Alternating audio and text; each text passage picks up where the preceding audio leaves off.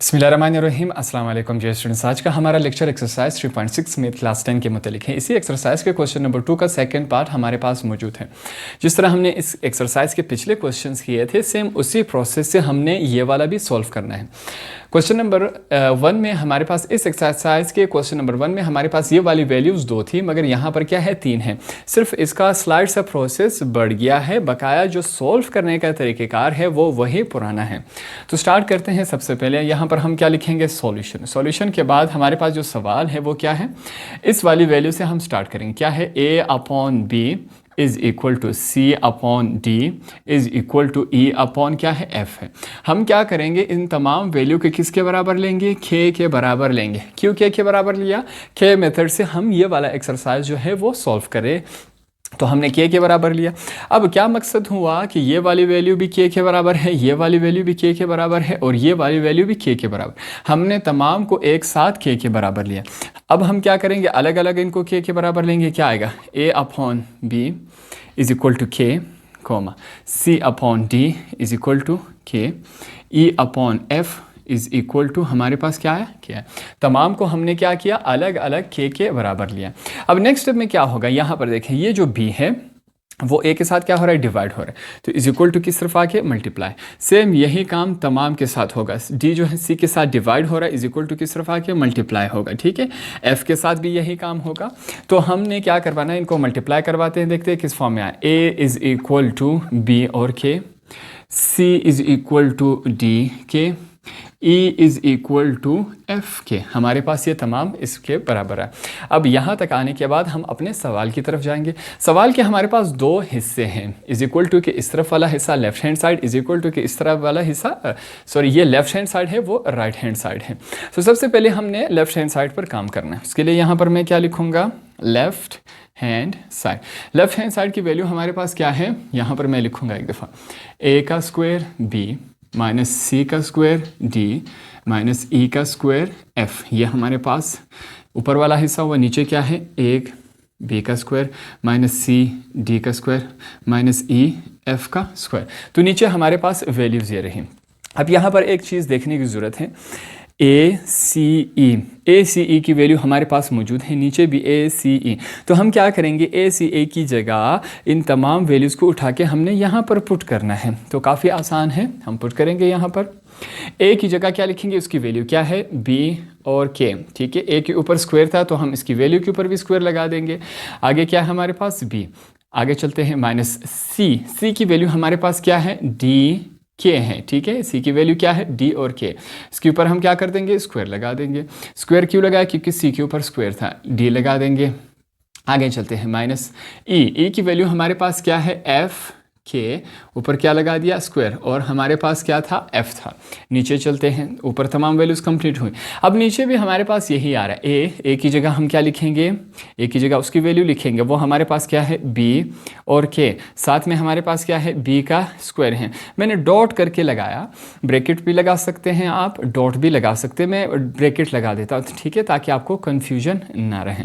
तो हमने ब्रैकेट लगाया, बी का स्क्वायर।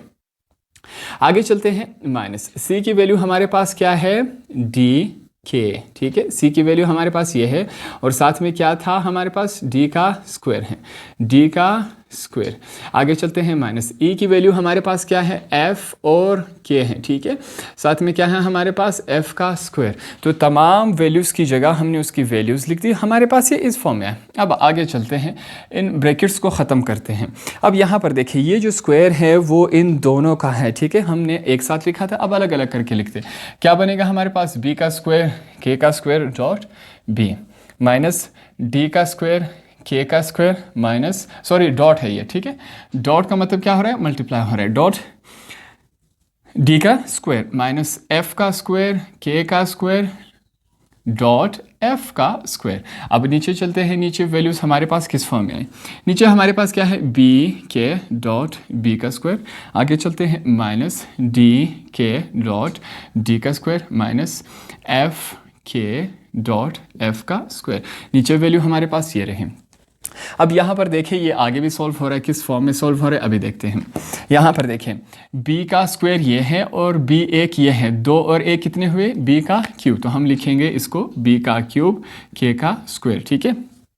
b की पावर यहाँ पर क्या है 2, तो b 2 ये रहा, एक b ये रहा, 2 और 1 कितने हुए 3, तो इस वजह से हमने b 3 लिखा। आगे चलते हैं, d2 ये रहा, सॉरी यहाँ पर जो है वो स्क्वायर नहीं, इसको आप करेक्शन कर लें, ठीक है। यहाँ पर जो है हमारे पास ये दोनों आपने इसको करेक्ट करना है, यहाँ पर स्क्वायर नहीं है और यहाँ पर स्क्वायर नहीं है। अब यहाँ पर देखिए d की तादाद यहाँ पर क्या है 2 और एक d की तादाद यह है 2 और 1 कितने हुए d3 k का स्क्वायर माइनस f की पावर 2 f की पावर 1 f की पावर कितनी हुई 3 k का स्क्वायर। तो ये हमारे पास इस फॉर्म में बना। नीचे चलते हैं, अब नीचे देखें b की पावर 1 b की पावर 2 कितना हुआ हमारे पास, फिर से वही बन रहा है, क्या है b की पावर क्यूब और k। आगे चलते हैं माइनस d एक ये रहा, 2 ये रहे, d की पावर क्या हो जाएगी 3 और k। आगे चलते हैं माइनस f एक ये रहा, f2 ये रहा, तो क्या बन जाएगा f की पावर क्यूब और k। हमारे पास ये इस फॉर्म में बना। अब आगे हमारे पास क्या आ रहा है, कॉमन आ रहा है। ऊपर वाले हिस्से में भी कॉमन है, नीचे वाले हिस्से में भी कॉमन है। कॉमन ऐसी वैल्यू होती है जो तमाम में मौजूद हो। तो हमारे पास ऊपर जो है वो कॉमन क्या आ रहा है, k का स्क्वायर कॉमन लिया, b की पावर क्यूब माइनस d की पावर क्यूब माइनस f की पावर क्यूब, ये तमाम वैल्यूज बची हमारे पास। नीचे चलते हैं, नीचे भी हमारे पास क्या है कॉमन k, तो हमने k को कॉमन लिया। अब देखते हैं हमारे पास क्या बचता है नीचे, b की पावर क्यूब माइनस d की पावर क्यूब माइनस f की पावर क्यूब, क्योंकि हमने k को बाहर निकाला। अब यहाँ पर क्या हो रहा है, कैंसिलेशन हो रही है। याद रखिए हमेशा सेम साइन वाले कैंसिल होते हैं, ऐसे ऊपर और नीचे, तो ये दोनों आपस में क्या हुए, कैंसिल हुए। वैल्यूज़ हमारे पास क्या बची, k की पावर 2 और नीचे क्या है k है। अब इसका मतलब क्या हुआ कि k ऊपर 2 है, नीचे क्या है 1 है, ये कैंसिल हो रही है, किस तरह, k स्क्वायर के साथ कैंसिल हुआ। तो हमारे पास k की क्या वैल्यू बची, हमारे पास सिंपली k, हमारे पास ये सिंपल k बचा। ये हमारे पास क्या है, लेफ्ट हैंड साइड का जो हमारे पास आंसर आएगा वो सिंपल क्या है k। तो अब हमने क्या करना है, राइट हैंड साइड पर हमने काम करना है। तो अब हमने क्या करना है, राइट हैंड साइड पर हमने काम करना है। तो मैंने राइट हैंड साइड लिखा। राइट हैंड साइड की वैल्यू हमारे पास क्या है, a minus C minus E upon क्या है, b minus D minus f। अब यहाँ पर देखिए ऊपर हमारे पास क्या है, a c e की वैल्यू हमने पहले से निकाली हुई थी। अब हम क्या करेंगे, इन तमाम वैल्यूज़ को उठा के यहाँ पर हमने पुट करना है। तो देखते हैं किस फॉर्म में आता है। a की वैल्यू हमारे पास क्या है, b k माइनस c की वैल्यू क्या है, d k माइनस e की वैल्यू क्या है, f k। तो तमाम की जगह हमने उनकी वैल्यूज़ पुट कर दी, तो हमारे पास ये इस फॉर्म में आए। अब ऊपर वाले हिस्से में देखें हमारे पास क्या आ रहा है, हमारे पास कॉमन आ रहा है। कॉमन क्या है, k, तो k को हमने कॉमन लिया, पीछे क्या बचा, b minus D minus f। ये हमारे पास क्या बचा, कॉमन है। नीचे क्या है, b minus D minus f, ये हमारे पास क्या आ रहा है, कॉमन।